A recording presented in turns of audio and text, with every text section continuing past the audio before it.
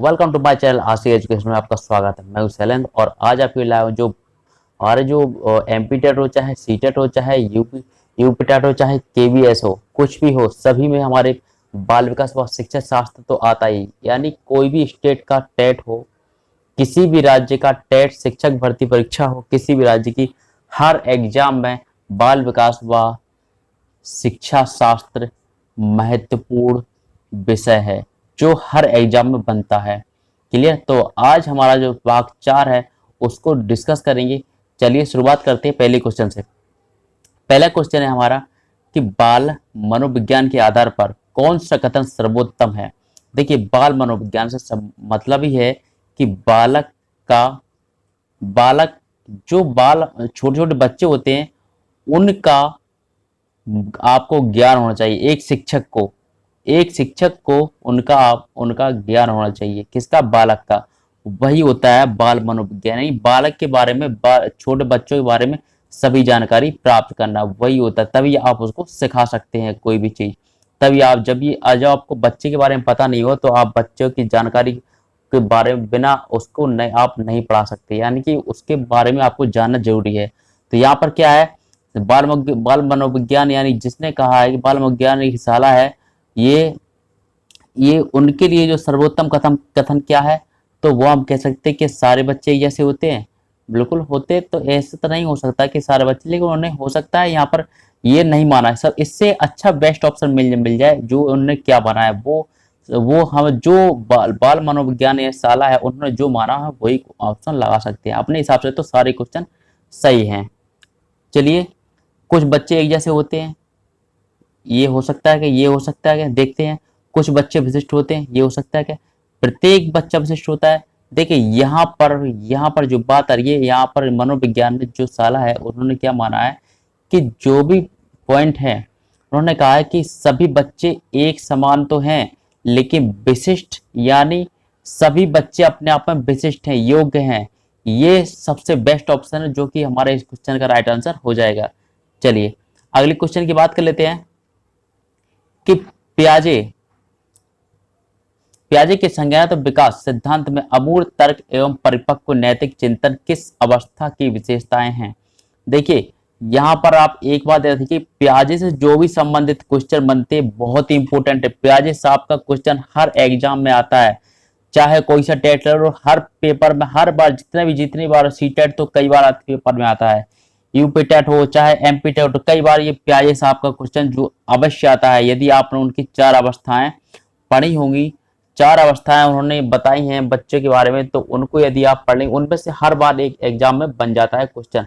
तो यहाँ पर क्या कह रहा है, संज्ञानात्मक विकास सिद्धांत में अमूर्त, यहाँ पर अमूर्त की बात कर रहा है।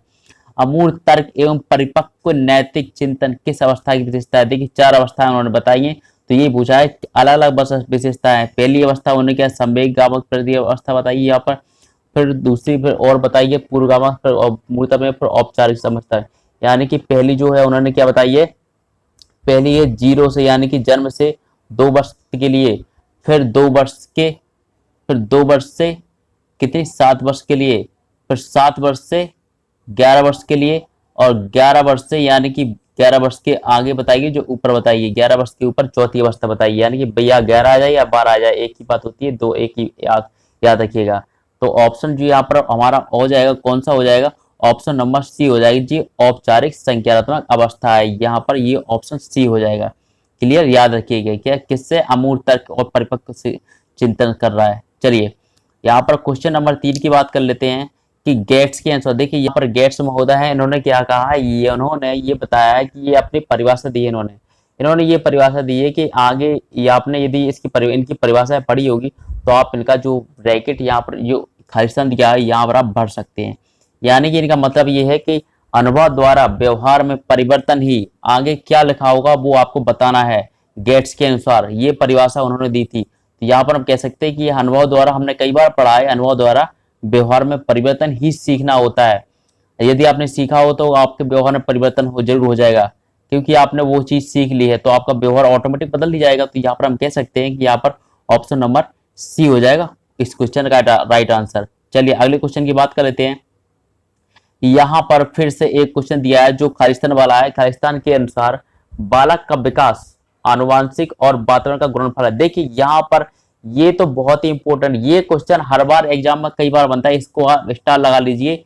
ये बालक का विकास आनुवांशिकता आनुवांशिकता और वातावरण का गुणनफल है। देखिए गुणनफल के बारे में बात करते हैं और कई बार ऐसा ही बन जाता है क्वेश्चन कि आनुवांशिकता तथा वातावरण का डॉट डॉट डॉट कहिए क्या है, यानी या जोड़ियों में आ जाए गुणनफल योगफल, इस तरह से या घटाना कुछ भी आ सकता है। आप इसको सॉल्व करिए, आपका क्या आंसर आ जाएगा, गुणनफल का आ जाए।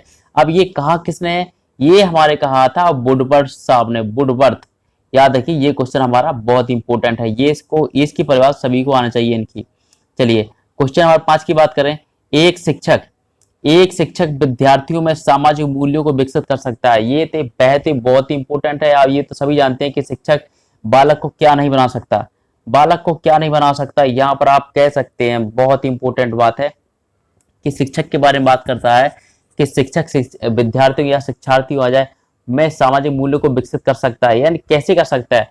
तो यहाँ पर हम कह सकते हैं जब आप अपना व्यवहार बहुत ही शीलता पूर्वक यानी आदर्श पूर्वक, यानी कि आप बिल्कुल विनम्रता से बच्चों को पढ़ाएंगे या उनके बारे में कोई भी चीज आपको बताएंगे, समाज के बारे में बताएं, पर्यावरण के बारे में बताएंगे, तो आप वो बच्चा अवश्य ही सीखेगा और उसमें अंदर बदलाव जरूर आएगा। यदि आप कुछ भी और करके बोलेंगे या डांट फटकार के बोले और किसी व्यक्ति के बारे में, वो बात अलग हो जाती है। इस तरह का भी क्वेश्चन बन जाता है कि महान व्यक्तियों के बारे आप सोच रहे होंगे कि महान व्यक्तियों के बारे में बोलकर भी, ये भी सही है, लेकिन यहाँ पर जो आदर्श रूप से बर्ताव करके आ रहा है, ये भी हमारा ये ऑप्शन बिल्कुल बेस्ट है। ये ऑप्शन है किसी और क्वेश्चन और किसी तरह से क्वेश्चन इसका बनता है तो उसके लिए है ये क्वेश्चन, उसका आंसर होगा ये। यहाँ पर फिलहाल आंसर क्या हो जाएगा, सामान्य मूल्यों को विकास करने के लिए यहाँ पर आदर्श रूप से बर्ताव करना चाहिए शिक्षक को। चलिए अगले क्वेश्चन की बात कर लेते हैं। यहाँ पर देखिए ये क्वेश्चन आ जाता है, ये तो हर बार कई बार बना हुआ है, सभी जानते होंगे कि यहाँ पर बात कर रहा है 140 से अधिक। हम जानते हैं 140 के ऊपर आ जाए तो यहाँ पर भाई बात करेंगे बुद्धि लब्धि उसकी 140 है तो बच्चा हम जानते हैं वो क्या हो जाएगा, मूर्ख तो होगा नहीं, मूर्ख तो होगा नहीं, मंद बुद्धि भी नहीं होगा, सामान्य बुद्धि भी नहीं होगा, वो होगा हमारा प्रतिभाशाली। क्लियर है। चलिए सामान्य बुद्धि की बात करते हैं तो ये 90 से 110 के बीच में होता है। मंद बुद्धि की बात करेंगे तो 70 से होता है और मूर्ख की बात करें तो 70 से नीचे होता है, -70। क्लियर है। -70 या 50 भी आ जाए तो ये होता है मूर्ख। इसी तरह की अवस्थाएं आपने ये कई बार देखी होंगी। तो यहाँ पर राइट ऑप्शन हमारा ऑप्शन नंबर डी हो जाएगा इस क्वेश्चन का राइट आंसर। चलिए अगले क्वेश्चन की बात कर लेते हैं। वह स्तर जिसमें बच्चा किसी वस्तु एवं घटन के बारे में तार्किक रूप से सोचना शुरू करता है। देखिए यहाँ पर फिर से जीन प्याजे वाला कथन आ गया, तो यहाँ पर हम कह सकते हैं कि तार्किक रूप से सोच रहा है, तार्किक रूप से सोच रहा है। तो यहाँ पर हमारा पूर्व संक्रियात्मक अवस्था वाला ऑप्शन सही हो जाएगा। ये हमारा कितने अवस्था चलता है, पूर्व संक्रियात्मक अवस्था चलती है। क्लियर है। चलिए ये क्वेश्चन हमारा बहुत ही इंपॉर्टेंट बन जाता है। चलिए ऑप्शन नंबर सी इस क्वेश्चन का राइट आंसर हो जाएगा। चलिए अगले क्वेश्चन की बात कर लेते हैं। अगला क्वेश्चन ये देखिए, पूर्व संज्ञात अवस्था ये कब से कब चलती है, ये 2 से 7 वर्ष के बीच में चलती है। अब यहाँ पर बात करें कि सृजनशीलता, सर्जन नहीं है यहाँ पर, सृजनशीलता मौलिक परिणामों को अभिव्यक्त करने की मानसिक क्रिया, ये कथन पूछा है, ये किसका है। तो यहाँ पर हम कथन को सीधा डिस्कस नहीं करेंगे क्योंकि कथन उन्होंने आपको याद करने पड़ेंगे, ये कथन किसने दिया है, ये किसने दिया है। क्लियर। तो ये ऑप्शन हमारा हो जाएगा क्रो एंड क्रो का, ऑप्शन नंबर ए हो जाएगा। चलिए अगले क्वेश्चन की बात कर लेते हैं। ये सिद्धांत रूप आ जाता है। यहाँ पर क्या कह रहा है कि एक सिद्धांत के रूप में रचनावाद, एक सिद्धांत के रूप में रचनावाद यानी कि रचनावाद। यहाँ पर ऑप्शन पढ़ लेते हैं। ऑप्शन क्या है, नकली की भूमिका पर केंद्रित, नकली की भूमिका पर केंद्रित रचनावाद। रचनावाद का समझ रहे हैं आप, आपको समझा देंगे अभी, एक मिनट रुकिए। 2 ऑप्शन पढ़ लेते पहले। दुनिया के बारे में अपने खुद के विचारों के निर्माण में शिक्षार्थी की भूमिका पर जोर देता है।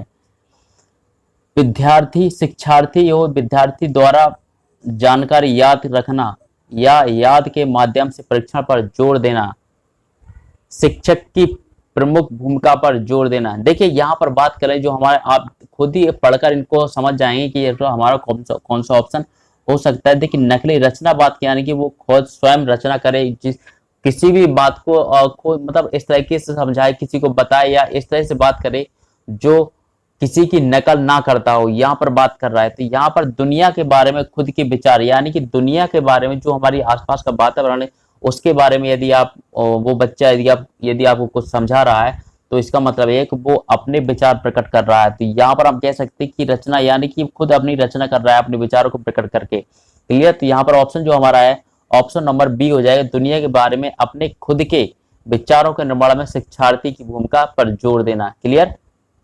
चलिए अगले क्वेश्चन की बात कर लेते हैं। अगला क्वेश्चन हमारा क्या कह रहा है कि अपने चिंतन में अवधारणात्मक परिवर्तन लाने हेतु शिक्षार्थी को सक्षम बनाने के लिए शिक्षिका को, देखिए अपने चिंतन में बात करना, अवधारणात्मक परिवर्तन, ठीक है, अवधारणा यानी बौद्धिक परिवर्तन में लाने में शिक्षार्थी को सक्षम बनाने के लिए शिक्षिका को बच्चों को स्वयं चिंतन करने के लिए हतोत्साहित करना चाहिए।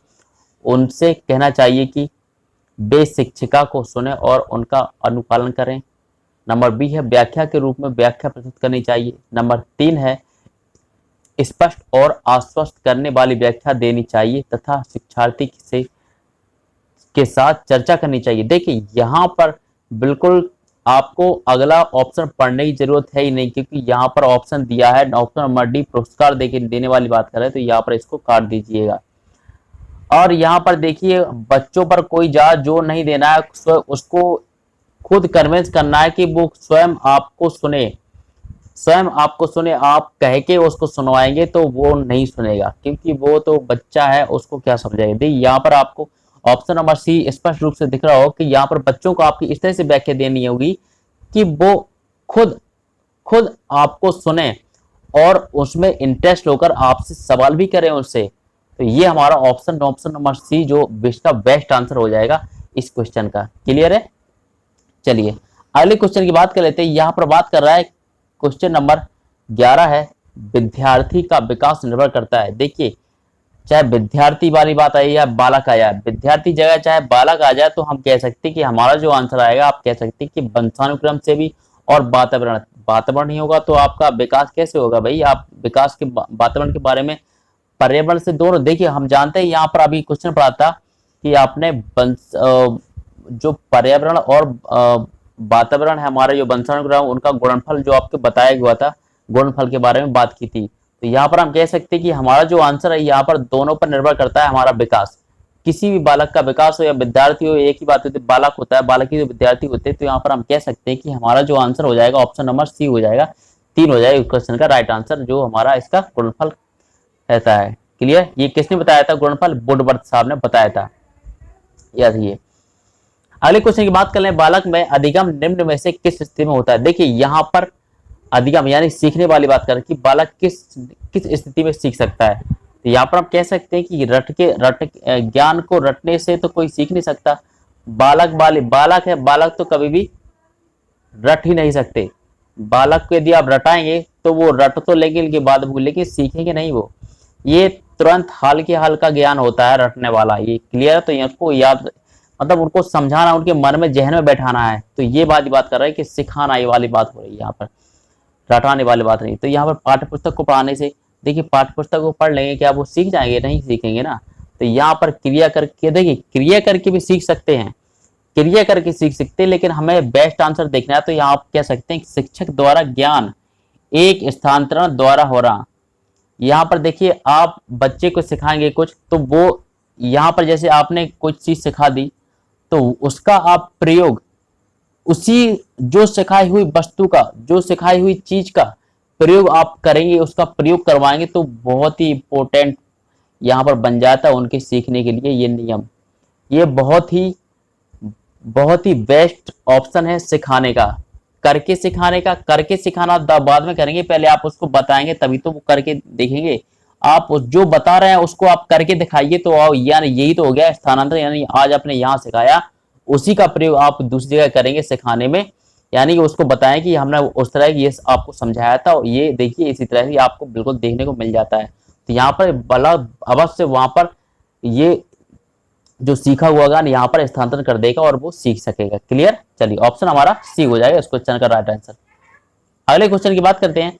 अगला क्वेश्चन यहाँ पर लैटिन भाषा में पर्सोना, ये देखिए यहाँ पर पर्सोना शब्द बहुत इंपॉर्टेंट है। यहाँ पर पर्सोना यानी मुखौटा, पर्सनैलिटी से बात करता है, पर्सनैलिटी, पर्सनैलिटी की बात करता है। तो यहाँ पर हम कह सकते हैं कि पर्सनैलिटी का मतलब ही होता है क्या, लैटिन भाषा में क्या होता है, यहाँ पर इन्होंने बताया है मुखौटा, मुखौटा से संबंधित बताया है। क्लियर, यहाँ पर ऑप्शन नंबर सी हो जाएगा, 3 हो जाएगा इस क्वेश्चन का राइट आंसर। चलिए अगले क्वेश्चन की बात करते हैं।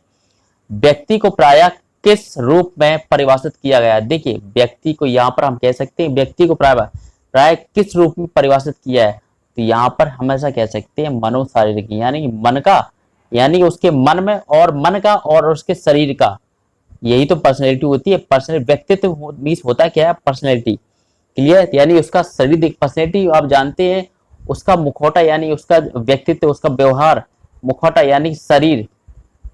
क्लियर, उसकी शरीर, उसकी बनावट, यही तो होता है मनोशारीरिक, है मन का और शरीर का दोनों का मिश्रण, मनोशारीरिक, मनोशारीरिक। क्लियर, ऑप्शन नंबर सी हो जाएगा।